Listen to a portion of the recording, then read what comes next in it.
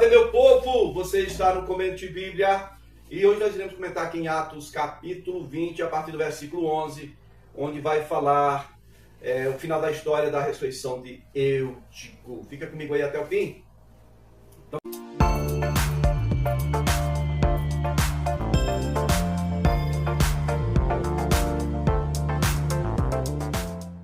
Veja bem, no versículo 11 aí de Atos 20, você pode ver que Paulo estava de partida no dia seguinte. Ele não olhou para o descanso dele. Não, eu quero aproveitar aqui cada segundo. E eu creio que o pessoal também queria aproveitar toda a instrução que Paulo tinha a dar para eles, porque depois que ele ressuscitou o Eutico, rapaz, estava todo mundo muito ligado no que ele tinha para falar. No versículo 12 vai falar que o pessoal levou Eutico bem alegre, enquanto no final do versículo 11 diz que Paulo saiu para ir embora, né? E aí do versículo 13 ao versículo 17, que é o comentário do foco de hoje, Paulo chega a Mileto e se despede dos líderes de Éfeso, para você entender bem. Ele saiu de Filipos para Troas, que é Troade, né? Aí em Troade aconteceu aquela história aí do menino Eutico, do adolescente. Aí agora ele vai para Mileto, passou por Éfeso, foi direto para Mileto. E de Mileto ele manda chamar a liderança das igrejas de Éfeso. Porque Éfeso foi bem trabalhado, tem uma liderança bem estruturada, né? Veja aí Atos 20, versículo 13. Diz: quanto a nós, fomos até o navio e embarcamos para Assos, onde iríamos receber Paulo a bordo, né? De Troas até Assos. Assim ele tinha determinado, tendo preferido ir a pé, ou seja, de Troade até Assos, Paulo foi a pé e disse para os discípulos: vão de navio que eu encontro vocês lá. Depois de pregar a noite todinha, agora amanheceu o dia, ele vai embora a pé. Versículo 14 diz: quando nos encontrou em Assos, nós o recebemos a bordo e prosseguimos até Mitlene.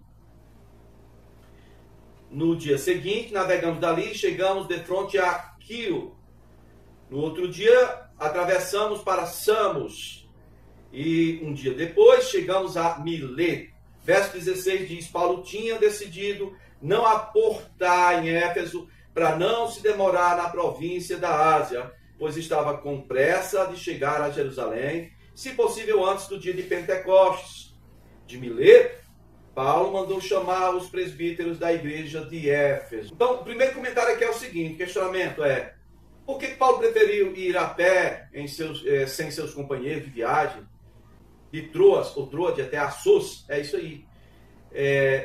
Isso depois de pregar a noite inteira, sem pausa para descansar e dormir um pouco. Por que Paulo fez isso?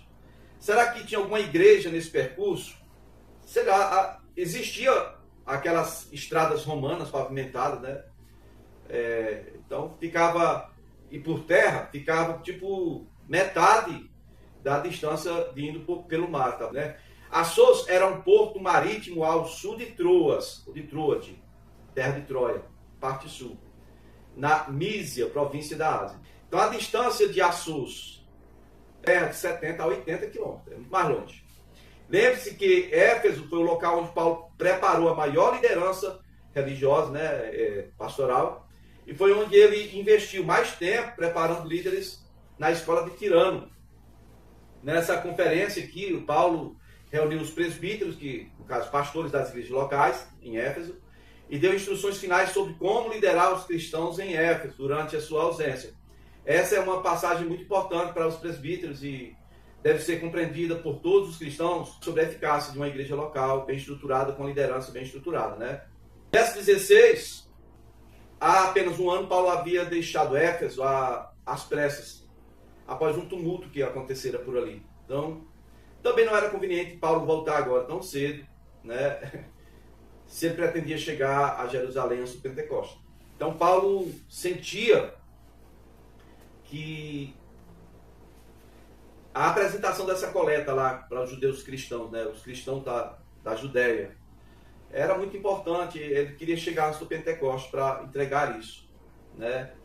Falando do dia do Pentecostes, hoje é dia 29, eu acho 28 ou 29 de maio de 2026.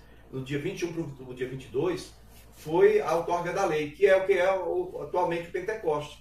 O interessante é que é uma data muito importante aí, certo? Que é 50 dias depois da Páscoa, Pentecostes. Então veja bem, para Israel foi a outorga da lei, do Pentecostes. Para os cristãos foi a entrega do Espírito, porque o Espírito Santo desce no dia de Pentecostes, 50 dias depois da Páscoa. Ninguém observa essa data. A gente observa até o Dia das Mães e outras coisinhas mais, Dia dos Pais. Mas essa data que tem realmente a ver com a história da igreja, ninguém observa não. Essas três festas principais, né? Páscoa, Pentecostes e Tabernáculo. Cada homem deveria comparecer diante do Senhor. Não podia faltar de forma alguma a essas três festas. Tá? Inclusive a Páscoa, por exemplo, se você estivesse doente, teria que ir no mês seguinte. Mas teria que acontecer.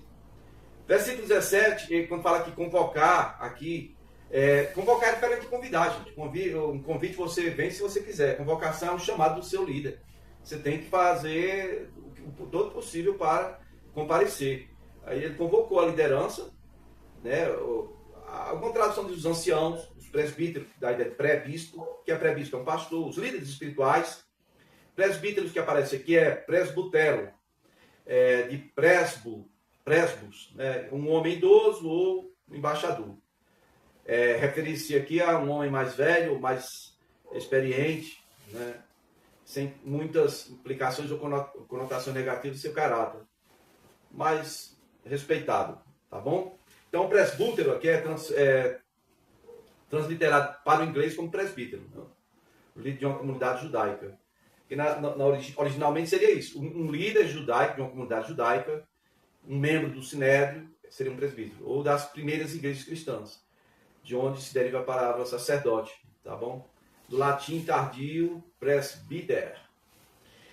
Então a prática secular era que homens mais velhos, experientes, servissem como embaixadores e em outros estados, né, como conselheiros dentro da comunidade política, grega ou administrativa, relacionando-se a assuntos públicos. Portanto, esses homens eram homens de idade madura, de muita experiência, aos quais era confiada a direção ou o governo das igrejas individualmente. O contexto bíblico, o conceito aqui de presbítero, tinha menos a ver com a idade e tinha mais a ver com a qualidade do caráter espiritual de cada homem que era escolhido, apontado aqui para ser presbítero. Então a reputação é aquilo que os outros pensam sobre você. O fulano tem boa reputação. Porque todo mundo fala que ele é gente boa. Mas o caráter tem a ver com o que as pessoas mais próximas sabem que é verdade a respeito de você. O caráter tem a ver com aquilo que Deus vê em você como uma verdade de quem você é. Né? Então, esses presbíteros tinham a capacidade de ensinar e eram mais velhos e tal, tinham um bom testemunho de todos, então é isso aí. Por isso que tem aquelas regras, tanto para Timóteo quanto para Tito, o apóstolo Paulo vai falando das regras para quem quer ser presbítero. Se alguém pretende ser presbítero, excelente obra deseja. Você pode observar em sua Bíblia aí, né? Você vai ver as regras para Timóteo, para presbítero, enviada por Paulo para Timóteo e para Tito. Tá? Do versículo 18 até o versículo 35, nós vamos ver aqui o que foi que Paulo falou com os líderes da igreja de Éfeso. Os pastores que ele mesmo formou, ensinou e formou. Não só informou, ele formou esse grupo. Né? Então a primeira vez que Paulo esteve em Éfeso, ainda que brevemente, foi em Atos 18, verso 19. Depois ele permaneceu por mais de 2 anos, ensinando inicialmente na sinagoga, por 3 meses, e depois na escola Tirano, por mais de 2 anos. Ou seja, quase 3 anos ele esteve em Éfeso, tá bom? Atos 19, 1, aí versículo 8, 9 e 10. Então, Paulo, de certa forma, estava desafiando os presbíteros de Éfeso a examinarem sua vida. Porque a vida de Paulo era a validação daquilo que ele tinha ensinado para estes livros. No versículo 18 você vai ver aí a ênfase de Paulo, que não está na quantidade de tempo que ele esteve em Éfeso, ensinando aquelas pessoas, em comunhão com aquela liderança. Não. Mas na qualidade da vida de Paulo, quando Paulo esteve entre eles. O exemplo que ele deixou para aqueles homens. Então eles testemunharam a vida de Paulo, o ministério de Paulo, o exemplo de Paulo. O questionamento que se faz aqui é o seguinte: se nós, líderes religiosos, pastores, líderes, missionários, diáconos, aqueles que são responsabilizados aí pelo ensino nas escolas, será que nós não estamos priorizando mais o tempo do que a forma de exercermos essa comunhão de ensinamento, será que nós não estaríamos fechados em alguns aspectos, tipo, ministrando só aquilo que é mais conveniente, certo? Então, Paulo era aquele homem que você olha para ele e você vê o que esse homem ensina é o que ele vive. Bom, será que nós estamos nessa condição de sermos assim, de procurarmos sermos como Paulo? Versículo 19, ele diz assim: você sabe, eu servi ao Senhor como um servo, como um escravo, doulos, escravos de Cristo. Né? Romanos 1, 2 Coríntios 5, 2 Coríntios 4, 5, Gálatas 1, 10, Filipenses 1, Tito 1. Aqui no caso, servir, presente do indicativo. O estilo de vida de Paulo era essa prática atual de serviço. Douléu, ou doulo, servo, significa servo, né? Significa estar em posição de escravo e agir de acordo condizente com a vontade do seu Senhor. Ele está sempre a serviço de outro, do seu Senhor. Aqui inclui a ideia de que alguém serve a outro que o possui, né? Alguém que pertence ao seu Senhor. Amém? E aqui o Senhor é Curios, vem de Kuros, né? E quer dizer poder ou força. Força. Todo poder é me dado no céu e na terra. Jesus aparece aí, depois da ressurreição, como o El Shaddai. Todo poder. É todo poderoso ele. O El Shaddai. Então, descreve aqui o Senhor que é o El Shaddai, o Supremo, que é Jesus. Aquele que é soberano, que possui autoridade absoluta, propriedade absoluta e poder incontestável. Sobre o mundo, não, sobre a vida de Paulo. Sobre Paulo, ele é o El Shaddai. Ok? Então, Paulo serviu ao Curios. E sabia que ninguém podia servir a dois senhores, como diz em Mateus 6,24. Ele serviu totalmente, inteiramente ao Senhor. Quantos de nós estamos servindo ao Senhor só parcialmente? Só para não dizer que a gente é mundano igual aos outros, ou para não dizer que a gente está em total desobediência. Porque uma coisa é você saber a verdade, outra coisa é viver. Uma coisa é você saber dos mandamentos, outra coisa é você viver em obediência aos mandamentos. Uma coisa é você ter um chamado, outra coisa é você pôr o pé no caminho e ir. Pois é. Então, para serviço em amor no Senhor, nós, olhando aqui para o exemplo de Paulo, muita gente fica envergonhada. Porque hoje qualquer coisa é obstáculo para a gente fazer o que tem que ser feito, né? Mas eu quero que a gente possa observar que a questão da humildade de Paulo, né? Serviço, não aparece, é humilde. É interessante, o Davi diz, também da soberba, guarda o teu servo. Ele sabe que o Senhor, ele resiste aos soberbos, mas dá graça aos humildes. O apóstolo Pedro também falou isso, né? O apóstolo Pedro falou isso, porque no início Pedro era soberbo, era autoconfiante. Ele dizia, ainda que todos aqui lhe traiam, eu não vou fazer isso.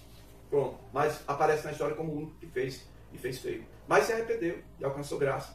E aí ensina pra gente, né? No trato uns com os outros, visto o avental de escravo. Por quê? Porque Deus resiste ao soberbo, mas dá graça aos humildes. Amém? A questão da obediência, né? A obediência completa, tá bom? Eu quero parar aqui no versículo 19, onde traz a ideia de que a gente deve considerar-se pequeno e reconhecer a própria insuficiência, mas ao mesmo tempo reconhecer a poderosa suficiência de Deus para que possamos cumprir aquilo que Ele nos ordena, né? É a questão de você ser humilde, sabe? Humildade não quer dizer você dizer, não, eu não posso fazer isso não. Isso não é humildade não, isso é você negar o chamado. Não vou não porque eu não tenho condição. Não. Humildade é você saber que você não tem condição, mas você dizer assim, eis-me aqui, faça-se em mim, através de mim, a sua vontade. Ok? Que o Senhor te abençoe e te guarde. Esse é o terceiro vídeo. Logo mais, se nós tivermos de Deus essa bênção, nós faremos mais um vídeo. Mas, se quiser também me ajudar enviando-me uma oferta, use a chave comentebíblia@gmail.com. Valeu!